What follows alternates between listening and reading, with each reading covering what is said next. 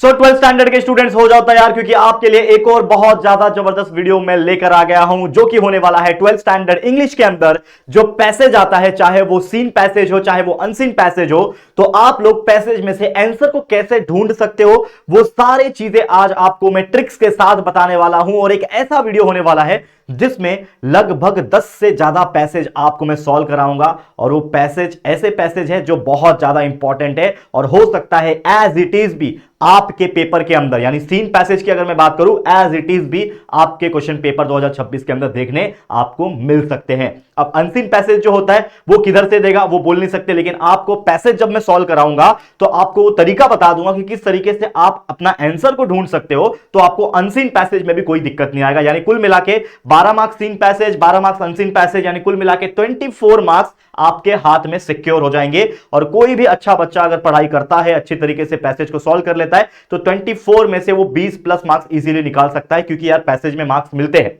बाकी हर टॉपिक के ऊपर ऑलरेडी वीडियो जा चुका है, चेकआउट कर लेना वीडियो सेक्शन में as well as live section में। वीडियो सेक्शन में आप देखोगे तो कई सारे वीडियो नॉवेल्स के ऊपर हमने बना दिए हैं, राइटिंग स्किल के ऊपर आपको देखने मिल सकेंगे। इसके अलावा पैसेज के अंदर जो वेब चार्ट्स वगैरह क्वेश्चन पूछते हैं, मैच द पेयर्स पूछते हैं, उसके ऊपर सेपरेट वीडियो आ चुका है। इसके अलावा जो आपका पोयम का एप्रिसिएशन होता है उसके ऊपर वीडियो आ चुका है। तो मतलब ढेर सारे वीडियो ऑलरेडी अपलोड हो चुके हैं, तो चेकआउट करते रहना। और पहली बार चैनल पे आए तो चैनल को सब्सक्राइब करके रख लो, क्योंकि इंग्लिश का टेंशन खत्म होने के बाद हिंदी मराठी का भी टेंशन आप भूल जाना, क्योंकि हम पे छोड़ दो। हम आपको सारे, जैसे इंग्लिश के लिए इतने सारे वीडियो दे रहे हैं ना, उसी प्रकार हिंदी और मराठी के लिए, जो कि बहुत कम दिन बचेंगे हमारे पास, आपके लिए वीडियोस बहुत सारे मिलने वाले हैं। और सिर्फ उतना ही नहीं, फिजिक्स केमिस्ट्री मैथ्स बायोलॉजी के लिए भी आपको वीडियोस मिलेंगे। अगर आप कॉमर्स के बच्चे हो तो भी जुड़ के रखना, क्योंकि आपके लिए एसपी ओसीएम इकोनॉमिक्स के भी आपको बहुत सारे वीडियोस देखने मिलेंगे। मजा आएगा, आप हमारे साथ जुड़ जाना। तो चलिए इस वीडियो की शुरुआत करते हैं। तो पैसेज की अगर बात करें, क्वेश्चन नंबर 1A में सीन पैसेज आता है, क्वेश्चन नंबर 2A में आपका अनसीन पैसेज आता है। और अगर आपको पीडीएफ वगैरह चाहिए, बहुत सारे पीडीएफ हमने पिछले दिनों में अपलोड किए हुए हैं, टेलीग्राम ग्रुप ज्वाइन कर लेना, लिंक डिस्क्रिप्शन में दिया हुआ है। चलो, तो सबसे पहले कुछ टिप्स अपनी तरफ से देना चाहता हूं पैसेज को सॉल्व करने के लिए।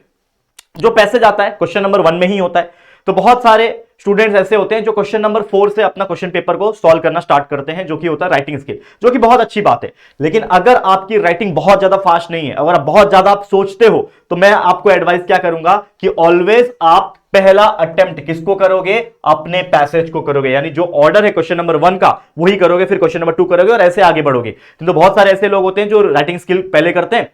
और मैंने जो टाइम मैनेजमेंट आपको दिया था, एक वीडियो बनाया था, उसमें मैंने बोला था कि राइटिंग स्किल में 40 मिनट और नॉवेल्स में 40 मिनट, इससे ज्यादा आपको टाइम देना ही नहीं है। लेकिन जब आप क्वेश्चन नंबर 4 ही पहले सॉल्व करने बैठोगे, तो आपको पता ही नहीं चलेगा कि कब आपने 1 घंटा दे दिया उसमें, क्योंकि हम फ्रेश होते हैं और फ्रेश होने में हम लोग बहुत ज्यादा लिखते हैं।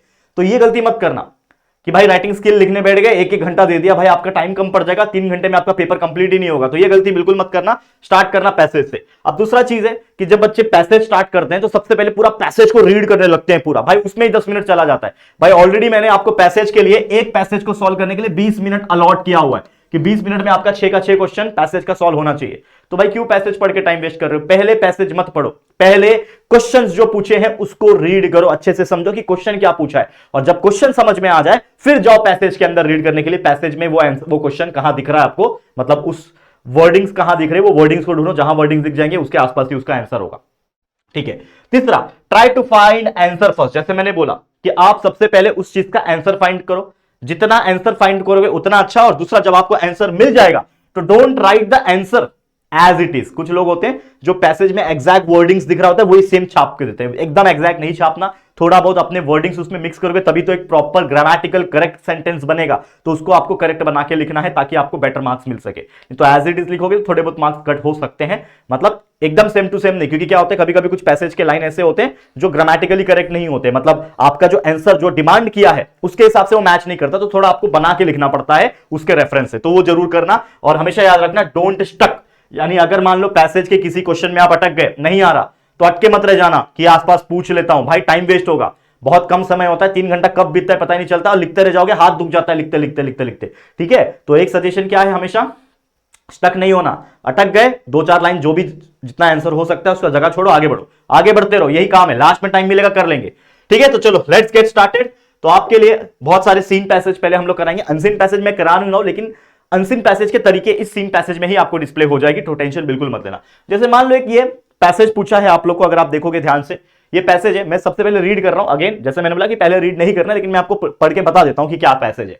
कि the young lift man in A city office who through a passenger out of his lift the other morning and was find for the offence was undoubtedly in the wrong. It was a question of please the complaint entering the lift. इतना सारा दिया हुआ है, चलो नहीं पढ़ेंगे, आगे बढ़ते हैं हम लोग, जो कि है आपका क्वेश्चन।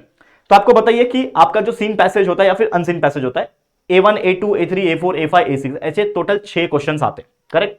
अब ये 6 क्वेश्चंस 2-2 मार्क्स के कैरी करते हैं, 12 मार्क्स का आपका वेटेज होता है। तो चलो आइए देखते हैं ध्यान से कि क्वेश्चन क्या पूछा है।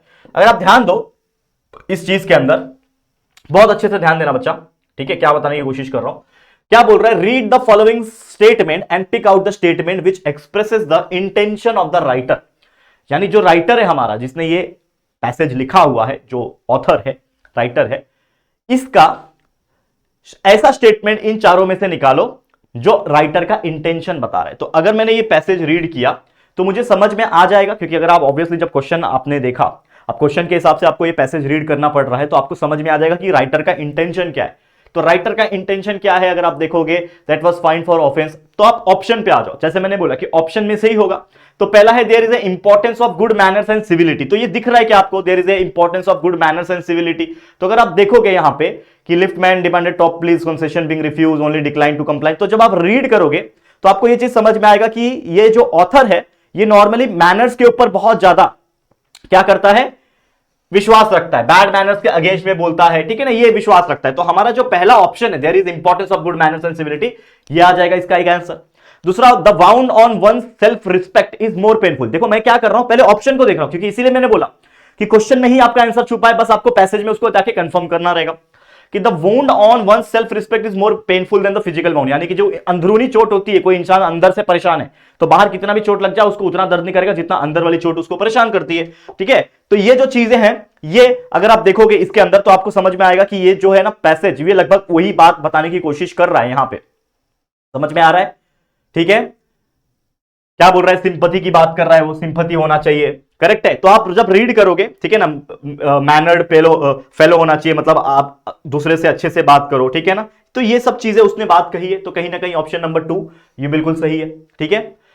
ये भी देखा जाए, one needs to be courteous with the liftman, ये भी सही है। Strict laws can be civilised people, तो ये दो जो है ना बस आप लिख सकते हो पैसेज में जो आपको दिया हुआ है।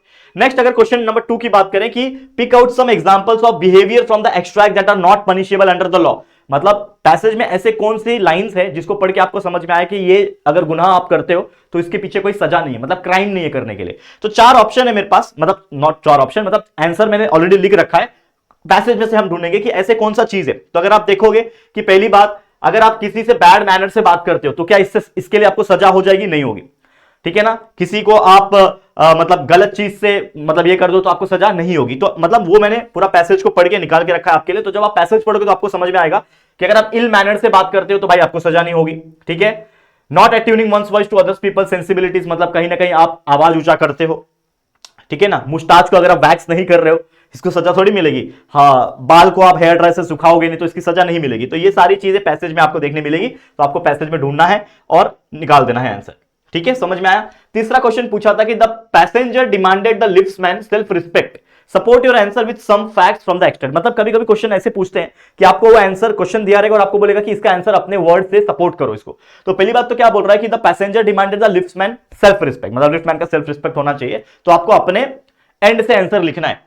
तो क्या बोल रहा है, hurting the passenger out of the lift clearly show his respect was hurt. मतलब यहां पे जो भी लिफ्ट है ना, उसका जो लिफ्टमैन है, ठीक है ना, पैसेंजर आउट ऑफ क्लियरली, तो उसको लगता है कि भाई हाँ, कि भाई उसका रिस्पेक्ट जो है हर्ट हुआ है, और उसको लगता है he felt people should show him respect, मतलब पीपल को, लिफ्टमैन को रिस्पेक्ट दिखाना चाहिए। And when the passenger refrain from saying please he was destroyed, ठीक है ना, मतलब अगर उसको प्लीज नहीं कहा गया तो उसको थोड़ा सा बुरा लग जाता है। तो ये चीजें हैं आपने अपने हिसाब से पैसेज में से ढूंढ के लिख दी।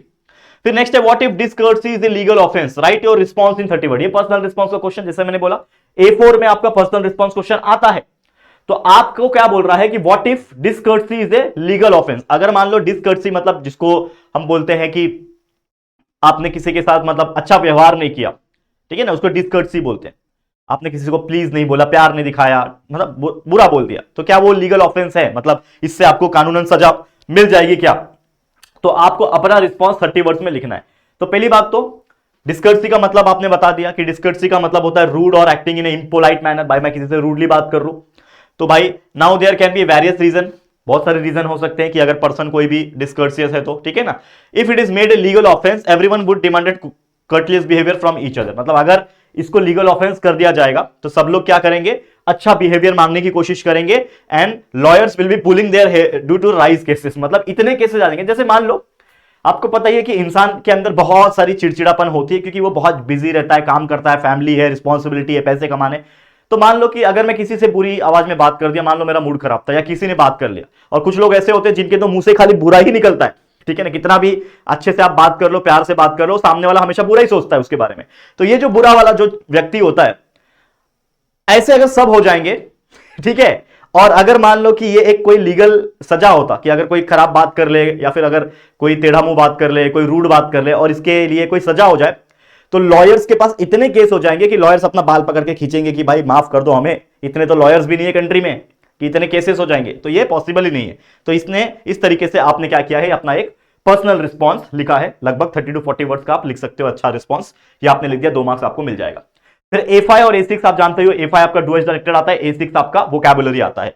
तो A5 में क्वेश्चन डुअल डायरेक्टेड का पूछा था कि if I am physically assaulted it will permit me to retaliate. इसमें अनलेस का इस्तेमाल करना है आप लोगों को।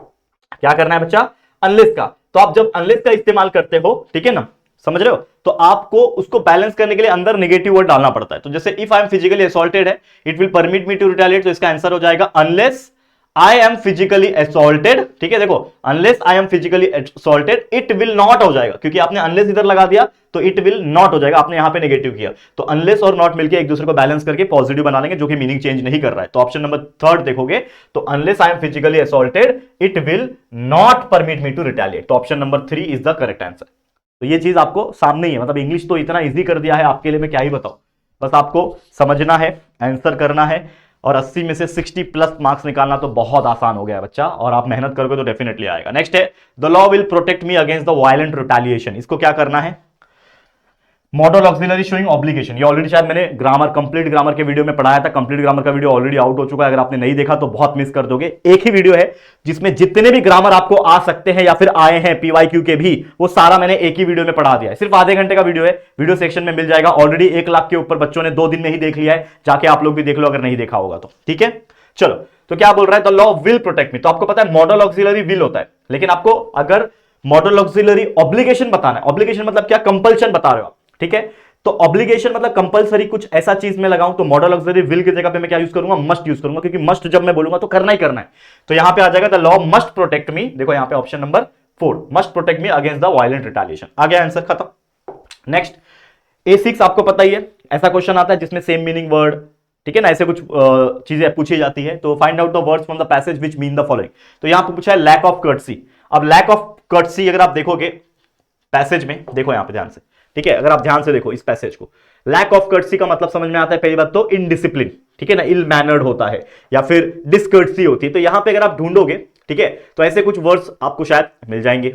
ढूंढो, फटाफट से ढूंढो जो आपको ढूंढना। देखो अभी मैं कैसा, ये वीडियो में बहुत ज्यादा टाइम नहीं लेना चाहता, इसके लिए मैं आपके सामने नहीं ढूंढ रहा हूं, लेकिन ऑलरेडी मैंने ये सब चीज ढूंढ के ही आंसर लिखा हुआ है। देखो discourtesy, discourtesy is not a legal offence, मिल गया पहले का आंसर। डिसकर्टसी का मतलब समझा। देखो क्वेश्चन क्या पूछा था आपको, लैक ऑफ कर्टसी। तो लैक ऑफ कर्टसी मतलब जो हम अभी तो देख के समझ में आएगा कि मतलब भाई किसी को मैं इज्जत नहीं दे रहा हूं, अच्छे से बात नहीं कर रहा हूं। तो लैक ऑफ कर्टसी मतलब क्या था, डिसकर्टसी। तो वो डिसकर्टसी था। तो आपको ये जो है ना, ये आपको ऐसे वर्ड से जिसका एग्जैक्टली एक ऐसा वर्ड है जिसका मीनिंग आपके पैसेज में दिया हुआ है। तो लैक ऑफ कर्टसी का डिसकर्टसी दे दिया। फिर fight with the fist. Fist मतलब होता है मुक्का, तो मुक्के से जो फाइट करते हैं तो उसको क्या बोलते हैं, बॉक्स करना, बॉक्सिंग करना। तो ऑप्शन में मतलब पैसेज में आओ और देखो कुछ लिखा है क्या ऐसा बॉक्स वगैरह, देखो, ठीक है ना, ये चीज कॉमन सेंस वाली भी बात है, ठीक है ना। देखो टू बॉक्स पीपल ईयर, यानी मुक्का मारना। तो आपने ये बॉक्स क्या लिख दिया, इसका आंसर लिख दिया कि to box. Fight with the fish मतलब टू बॉक्स। तीसरा है अनकल्चर्ड, ठीक है। तो अभी बहुत लोगों को अनकल्चर्ड का मीनिंग नहीं समझ में आया होगा। चलो अनकल्चर्ड क्या होता है, तो जब आप रीड करोगे इसमें क्या बोल रहा है, आई मे बी नॉटी और बुरिश। अब बुरिश का मतलब होता है अनकल्चर्ड, मतलब मेरा अच्छा व्यवहार नहीं है, तो मैं उस अनकल्चर्ड की जगह पे बुरिश लिख सकता हूं। And last but not the list, इसमें जो पूछा है अटैकर। अटैकर का मतलब है असाइलेंट, जो कि आप पैसे में से ढूंढ के, अभी देखो सब मैं बता नहीं सकता, नहीं तो ये वीडियो 2 घंटे का बन जाएगा, मेरे को ये आधे घंटे के अंदर खत्म करना है, बहुत सारे पैसेज लेकर आया। तो ये चीज आपको समझ में आया होगा कि किस प्रकार से मीनिंग भी आप अपने पैसेज में से ढूंढ के लिख सकते हो। बस आपको समझ में आना चाहिए कि उसका सेंटेंस क्या बताने की कोशिश कर रहा है। जैसे हमने बताया कि भाई लैक ऑफ कर्सी, क्या हो सकता है लैक ऑफ कर्सी? डिस्कर्सी हो सकता है, चलो ढूंढते हैं क्या कुछ, तो मिल जाएगा डिस्कर्सी वर्ड आपको पैसेज में, ठीक है, तो वो वैसा आप ढूंढ के लिख सकते हो, लेकिन थोड़ा आंख खुला करके पैसेज पढ़ना, थोड़ा कॉमन सेंस लगा के, समझ रहे हो। चलिए आगे बात कर लेते हैं। यहां पे हमारा और भी बहुत सारे पैसेजेस हैं, जो कि है read the extract and complete the activity. ये आपको एक पैसेज दे दिया है, बहुत बढ़िया दिख रहा है आपको क्लियर कट कि Soapy left his bench and strolled out of the square across, ठीक है, पढ़ लेना। अब आ जाते हैं डायरेक्ट क्वेश्चन में, मैं नहीं पढ़ूंगा, मैं डायरेक्ट क्वेश्चन पे आ रहा हूं। क्वेश्चन क्या मेरा बोल रहा है, पहला क्वेश्चन कि Soapy's attempt to get into winter island, मतलब सोपी ने क्या क्या अटेम्प्ट किया विंटर आइलैंड में जाने के लिए, ठीक है, समझ में आ रहा है। चलो देखते हैं क्या क्या किया सोपी सोपी सोपी सोपी सोपी विंटर आइलैंड में जाने के लिए, ठीक है। देखो क्या किया, देखो journey two is winter but सोपी फूड इनसाइड रेस्टोरेंट बार, ठीक है। देखो तो आपको ये चीज समझ में आ जाएगा कि सोपी ने यहां पे क्या क्या किया है, जो आपको लिखा हुआ है, ठीक है ना। देखो पढ़ोगे तो आपको समझ में आ जाएगा, ठीक है। देखो मैं पढ़ रहा हूं आपके सामने पढ़ रहा हूं मैं, ठीक है, पढ़ रहा हूं, ठीक है। मान लो मुझे आंसर नहीं पता, मैं पढ़ रहा हूं, ठीक है। यहां पे आगे भी है कि सोपी टू के स्टोन, देखो लिखा हुआ है ना, यहां पे क्या बोल रहा है कि सोपी टू के tone in clash it through the glass, ठीक है ना। उसने ग्लास के पास पत्थर फेंका, ठीक है ना, और people come running around corner policeman in the lead. तो ये जब पढ़ोगे तो आपको एक चीज समझ में आएगा कि एग्जैक्ट तो आप लिखोगे नहीं, लेकिन थोड़ा सा आप ट्विस्ट करके लिखोगे, बना के लिखोगे, जैसा मैंने बोला।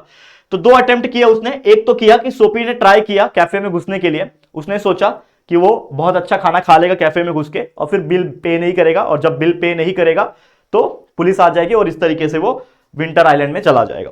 दूसरा अटेम्प्ट उसने क्या किया, ग्लास विंडो पे पत्थर फेंका, ठीक है, एक शॉप पे, ताकि कांच का ग्लास टूट जाए और वो उधर पे खड़ा रहे, ताकि कोई कंप्लेन करेगा तो पुलिस आके पकड़ के लेके जाएगी उसको विंटर आइलैंड पे। तो ये एक बहुत ही यूनिक था क्वेश्चन, जो कि आप देख पा रहे होंगे। फिर A2 क्वेश्चन है, complete the given statement in 30 words. Soapy couldn't enter the restaurant because, Soapy restaurant में क्यों नहीं घुस पाया, क्या रीजन है, उसके पीछे है इसका ये, ठीक है। सबसे पहले कि भाई सोपी के पास कॉन्फिडेंस था, ठीक है ना, but he was shaven and his coat was trim, ठीक है ना, क्लीन शेव था, ट्रिम था, and his neat black bow had been presented to him by lady missionary on Thanksgiving. If only could reach table in the restaurant unexpected success would be his. मतलब ये सब चीज ना ही होने की वजह से वो उस रेस्टोरेंट में नहीं घुस पाया। तो आपके सामने आंसर है। और अगेन मैं बोलूंगा कि पैसेज एक ऐसा चीज है जिसमें बहुत ज्यादा आपको दिमाग नहीं लगाना है, बस जो दिख रहा है उसको थोड़ा सा अपने वर्डिंग्स में अच्छे से लिख के आपको डाल देना है। समझ में आ रहा है, क्लियर, ओके, हो गया, आंसर हो गया, ये मैंने लिख दिया इसका आंसर, चलो, मतलब पैसेज में ही था। Sophie had confidence in himself from the lowest button of his vest upward. Here the lowest button of his vest upward means, मतलब सोपी के पास कॉन्फिडेंस था lowest button on his vest upward, ठीक है ना, उसका जो भी कपड़ा था, और lowest button on his vest upward का मतलब क्या है, तो felt that the people will notice only the coat once he sit, मतलब उसने जानबूझ के वो बटन ऊपर लगाया था, ठीक है, अपवर्ड की तरफ, कि जब वो बैठेगा तो लोग जो है वो नोटिस करेंगे, इस प्रकार से यहां पे, ठीक है, देखेंगे यहाँ पे अगर आप देखोगे, ठीक है ना, क्वेश्चन अगर आप मतलब पैसेज अगर आप रीड करोगे, ठीक है, तो लोग जो है वो नोटिस करेंगे। यहाँ पे कहीं पे लिखा होगा, देखो यहाँ पे ध्यान दो, ठीक है, कहीं पे तो लिखा होगा, देखो मैं पूरा पैसेज पढ़ूंगा तो बहुत ज्यादा टाइम जाएगा, कहीं पे तो लिखा होगा, अगर आप देखोगे तो वो चीज आपको समझ में आएगा। तो आपको वो पैसेज को रीड करना पड़ेगा, जब आप क्वेश्चन का आंसर लिखोगे तो आपको रीड करना पड़ेगा। खैर कोई बात नहीं, हम आगे बढ़ जाते हैं। अब देखो यहाँ पे क्वेश्चन नंबर 4 जो कि पर्सनल रिस्पॉन्स का होता है, जैसे कि आप जानते हो, क्या बोल रहा है कि if a person tries to damage the public property how will you react in such situation. मतलब अगर जैसे सोपी ने पत्थर फेंकने की कोशिश की, प्रॉपर्टी डिस्ट्रॉय करने की कोशिश की, तो अगर ऐसा कभी होता है कि भाई कोई पर्सन है जो पब्लिक प्रॉपर्टी को डैमेज करता है, तो आप उसकी जगह पे होते तो क्या करते, that is the personal response question, ठीक है। तो ये क्वेश्चन में आपका सवाल का जवाब क्या होगा कि पहली बात तो आप लिखोगे कि भाई डैमेजिंग द पब्लिक प्रॉपर्टी एक सोशल एविल है, मतलब अगर आप पब्लिक प्रॉपर्टी को डैमेज कर रहे हो तो कहीं ना कहीं आप अपने आप को ही डैमेज कर रहे हो, क्योंकि हमारे पैसे से ही वो पब्लिक प्रॉपर्टी बनती है, ठीक है, which needs to be eliminated. मतलब लोग जानबूझ के पब्लिक प्रॉपर्टी खराब करते हैं। आपने देखा होगा कि पब्लिक प्रॉपर्टी पे नाम लिखा जाता है, मैं गया था लाल किला, उस पर देखा नाम लिखा है ये लव्स ये है कि नहीं। तो ऐसे बहुत सारी जगह है, इवन बहुत सारी अच्छी अच्छी जगह है, मंदिर है, एलिफेंटा केव्स है, मैं वहां जाता हूँ, बहुत डायग्राम्स बनाए रहते हैं, और खराब खराब गंदे गंदे डायग्राम भी बनाते हैं, सोचो, ठीक है। तो इसको खत्म करना चाहिए। और also people have to become mature, public को खुद मेच्योर होना चाहिए पहली बात, इस चीज को रोकने के लिए। और अगर कोई पर्सन डैमेज करता है प्रॉपर्टी को, तो उसको रोकने के लिए हम उसको रियलाइज करवाएंगे कि भाई हर्ट कर रहा है वो खुद का रेपुटेशन, क्योंकि अगर वो कर रहा है वो चीज, मतलब वो खुद की कहीं ना कहीं अपनी इमेज खराब कर रहा है पूरे सोसाइटी के अंदर। और अगर ठीक है ना, if he wants to do protest there are some other, मतलब कुछ और प्रोटेस्ट करना चाहता है, पब्लिक प्रॉपर्टी डैमेज कर रहा है, तो वो क्यों कर रहा है, सो दैट भाई गवर्नमेंट की नजर में आए और गवर्नमेंट से वो अपना आंदोलन कर सके। तो अगर ऐसे ही करना है तो अच्छे से करे, पीसफुल मेथड्स भी है, ठीक है ना, तो उसके बाद वो लाइमलाइट में आ सकता है। तो ये मैंने अपने वर्ड से लिख दिया, आप लोग भी अपने हिसाब से वो चीज लिख सकते हो, ठीक। क्या बोल रहा है, डू एज डायरेक्टेड आ गया A5 क्वेश्चन। इसमें क्या बोल रहा है, the policeman refuse to accept soapy even as a clue. इसमें बोल रहा है कि ट्रांसफॉर्म एज नेगेटिव स्टेटमेंट, ठीक है। तो आप क्या बोलोगे कि the policeman refuse to accept soapy even as a clue, ये एक स्टेटमेंट है, इसको आप नेगेटिव बनाओ तो पुलिसमैन क्या हो जाएगा, the policeman didn't accept. Refuse का मतलब क्या हो जाएगा, the policeman didn't accept soapy even as a clue. तो आपने इसको क्या कर दिया, नेगेटिव बना के लिख दिया, तो पुलिसमैन डिडंट एक्सेप्ट पहला option. Don't you think about that I might have had something to do with it said soapy, इसको करना है to change the sentence into indirect speech. Indirect speech में आ जाता है आपका, ठीक है, किसने बोला, सोपी ने बोला, तो सोपी आस्क्ड हो जाएगा, तो सोपी आस्क्ड, ठीक है। और क्वेश्चन में अगर आप रीड करोगे तो क्वेश्चन में एक वर्ड लिखा हुआ है माइट हैव हैड, ठीक है। तो हैव हैड जो है वो चेंज नहीं होगा, बिकॉज आप टेंस तो चेंज नहीं कर रहे हो, यहां पे सिर्फ आप क्या कर रहे हो, इनडायरेक्ट स्पीच कर रहे हो, तो हैव हैड रहेगा। तो ऑप्शन में हैव हैड दिख रहा है क्या कहीं पे आपको, देखो have had, have had, have had दिख रहा है, देखो ये हैव हैड दिख रहा है, ये भी हैव हैड दिख रहा है, तो ये या फिर ये, इन दोनों में से कोई एक आंसर हो सकता है, बाकी दो एलिमिनेट हो गए। इस प्रकार दिमाग लगाना है, अब दोनों में से कौन सा आंसर हो सकता है, यहां पे है डोंट यू थिंक, ठीक है, तो डोंट यू थिंक रहेगा, तो क्या थिंक चेंज होगा, क्या इसका टेंस चेंज होगा, नहीं होगा, तो थिंक का थिंक ही रहने वाला है, थॉट नहीं होगा, तो ये आपका आंसर नहीं हो सकता, मतलब यही ऑप्शन आपका आंसर है। तो इस तरीके से हमने आंसर देखो टिक किया हुआ है पहले से, लेकिन आपके सामने मैंने सॉल्व करके दिखाया कि भाई दिमाग लगाओ, ग्रामेटिकल चीजों का इस्तेमाल करो और खुद आंसर निकाल सकते हो, 4 ऑप्शन में से बहुत ईजी हो गया आज के डेट में निकालना। नेक्स्ट अगर मैं बात करूं छठा क्वेश्चन जो कि आता है मैच द पेयर के फॉर्म में, बस वो मीनिंग के फॉर्म में ही होता है। क्या बोल रहा है, कॉलम ए को कॉलम बी के साथ मैच करो, मतलब आपको उसके सामने सामने आंसर लिखना है उसका। तो स्ट्रोल का मतलब क्या होता है, अगर आप देखोगे, अब जब पैसेज में जाओगे, ठीक है, तो स्ट्रोल का मतलब होता है, कहां गया वो पैसेज, स्ट्रोल का मैसेज मतलब अगर देखोगे तो आप जब रीड करो, रीड करो, मान लो मुझे स्ट्रोल का मतलब नहीं पता और मैं रीड कर रहा हूं, ठीक है, रीड कर रहा हूं, ठीक है,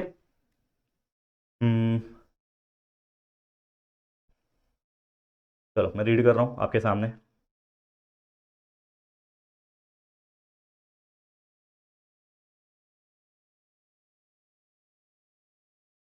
ठीक है।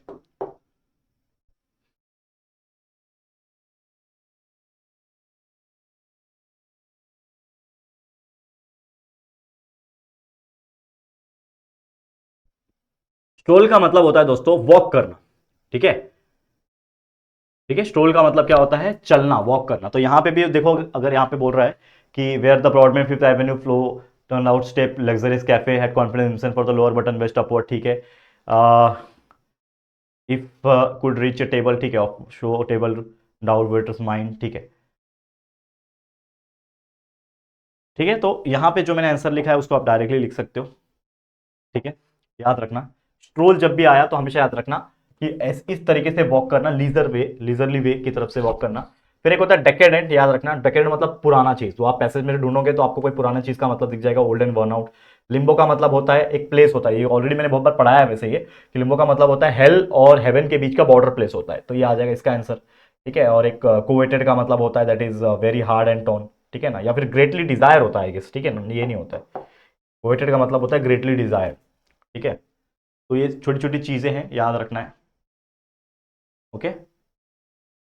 चलो, हाँ अब एक और पैसेज है, इसको देख लो, होपफुली आ जाए। क्या बोल रहा है कि read the extract and solve the activities, ये है I scored 100 marks in mathematics in almost all the examination, ये शायद मैंने लास्ट ईयर भी लिया था, अगर आपको याद होगा लास्ट ईयर भी, तो ये हमने लिया हुआ है। तो ये मान लो पैसेज है, पैसेज नहीं पढ़ेंगे, पहले आ जाएंगे क्वेश्चन पे, बहुत बड़ा पैसेज है, क्वेश्चन पे आ जाते हैं। क्वेश्चन क्या बोल रहा है कि कंप्लीट द गिवन स्टेटमेंट, क्या बोल रहा है, the writer got admission in IIT as he dash, ठीक है। तो राइटर को आईआईटी में कैसे गया, वो राइटर एडमिशन कैसे मिला आईआईटी में, तो जब आप रीड करोगे तो आपको समझ में आएगा कि भाई आईआईटी में क्यों गया वो, ठीक है। रीड कर लो कि I first standard until IIT barring a few minutes I 16 SSC I score 100, ठीक है, मतलब उसको अच्छे मार्क्स आए ना, 100 मार्क्स आए, इसीलिए first rank in the university आया, इसके लिए वो आईआईटी में गया। तो ऑब्वियसली लिख सकते हो as he secured a good rank in the entrance examination, इसके लिए वो आईआईटी में गया।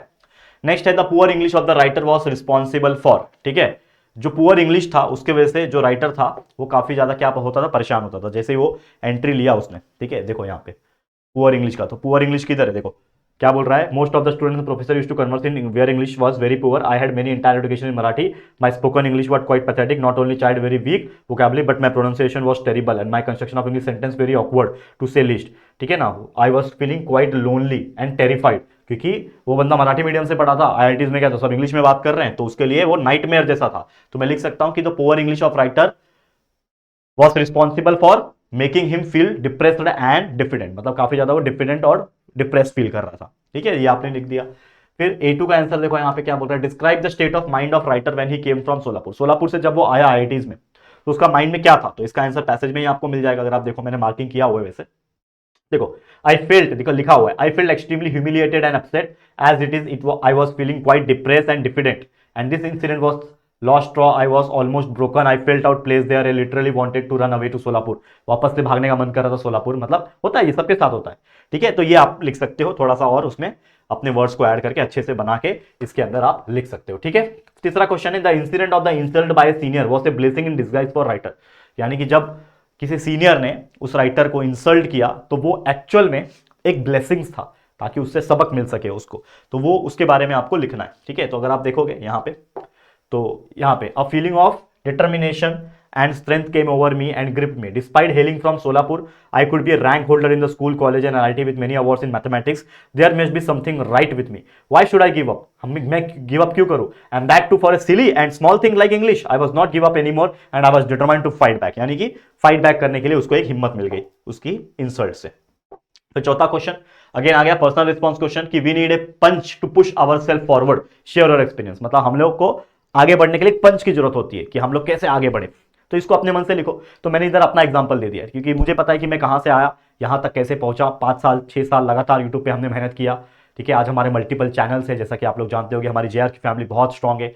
ठीक है, पूरे महाराष्ट्र में हम बहुत ज़्यादा काम कर चुके हैं, पूरे महाराष्ट्र के लोग हमें जानते हैं, तो एक बहुत अच्छा फील कराता है। तो मैंने इस चीज़ को अपने वर्ड्स में लिखा कि कैसे हम आगे बढ़े। तो अपना एक्सपीरियंस, आपका भी कोई अचीवमेंट होगा कि अगर आपने कोई फर्स्ट रैंक निकाला है कहीं पे, कहीं स्पोर्ट्स में अच्छा निकाला है, किसी कंपटीशन में अच्छा निकाला है, तो वो लिख सकते हो। क्या मैंने क्या लिखा कि सक्सेस एंड फेल्यूर एक पार्ट ऑफ लाइफ है, success came through hard work, perseverance and never give up attitude. ठीक है, हार्डवर्क होना चाहिए, जिद होना चाहिए और नेवर गिव अप एटीट्यूड होना चाहिए। I remember my YouTube journey, मैंने लिखा है अपने लिए कि मेरा यूट्यूब जर्नी मुझे याद है full of up and downs था। ठीक है, लेकिन जब डाउन हुआ तब मैं ऐसा नहीं कि मैं पीछे चला गया, instead of going back I stayed, मैं रुका, काम किया and reach my YouTube channel JR tutorial, जो हमारा मेन चैनल है, उसको महाराष्ट्र का one of the top channel हमने क्रिएट किया, बनाया उसको, एंड हमारा एफर्ट पेड ऑफ हुआ फाइनली। और ये मेरे लिए एक स्टेपिंग स्टोन है सक्सेस का। ठीक है, और यही चीज से मुझे डिटर्मिनेशन मिलता है और मैं अपने लाइफ में आगे बढ़ता हूं। तो ये मैंने लिखा, तो आप अपने मन से भी लिख सकते हो वो चीजें। ठीक है, तो ये पर्सनल रिस्पॉन्स क्वेश्चन ऐसे ही प्रकार के होते हैं, मजेदार क्वेश्चन होते हैं। नेक्स्ट है A5 do as directed question. आ गया grammar, not only did I have very weak vocabulary but my pronunciation also terrible. इसको क्या करना है, सिंपल सेंटेंस बनाना है। कैसे बनाओगे कि भाई पहली बात तो उसका वोकैबुलरी वीक है तो मैं लिख दूंगा कि I had a very weak vocabulary, और प्रोनाउंसिएशन भी टेरिबल है तो मैं लिख दूंगा विथ टेरिबल प्रोनाउंसिएशन। इतना लंबा लिखने की जरूरत नहीं, सिंपल बना के लिख दिया कि I had a very weak vocabulary with the terrible pronunciation. आ गया answer. Next, I felt extremely humiliated, तो ये जो अंडरलाइन वर्ड है इसको हमें नाउन फॉर्म बनाना है, तो ह्यूमिलिएटेड का हो जाएगा नाउन फॉर्म ह्यूमिलिएशन, याद रखना। तो ह्यूमिलिएशन को मैं कैसे लिखूंगा, मैं लिखूंगा आई फेल्ट एक्सट्रीम ह्यूमिलिएशन। मैंने क्या लिखा, आई फेल्ट एक्सट्रीमली ह्यूमिलिएटेड, तो मैं लिख दूंगा आई फेल्ट, एक्सट्रीम हो जाएगा, एलवाई हट गया, एडवर्ब हट गया, extreme humiliation, adjective and humiliation. ठीक है, नाउन समझ में आ गया। तो इस तरीके से था क्वेश्चन और उम्मीद करता हूं आपको क्लियर हो गया होगा। लास्ट क्वेश्चन, मान लो आपको A6 आ गया कि प्रिपेयर ए वर्ड रजिस्टर। ये बहुत इंपॉर्टेंट चीज है, कभी कभार ही पूछता है, वर्ड रजिस्टर फॉर लैंग्वेज। तो लैंग्वेज से मिलता जुलता रजिस्टर वर्ड लिख दो, जैसे लैंग्वेज हो गया, स्पीच हो गया, डायलेक्ट्स हो गया, प्रोनाउंसिएशन हो गया, रीडिंग, राइटिंग, स्पीकिंग, लिसनिंग, ये वर्ड रजिस्टर है। तो वर्ड रजिस्टर के भी क्वेश्चन आते हैं, मतलब उससे मिलता जुलता कुछ क्वेश्चन।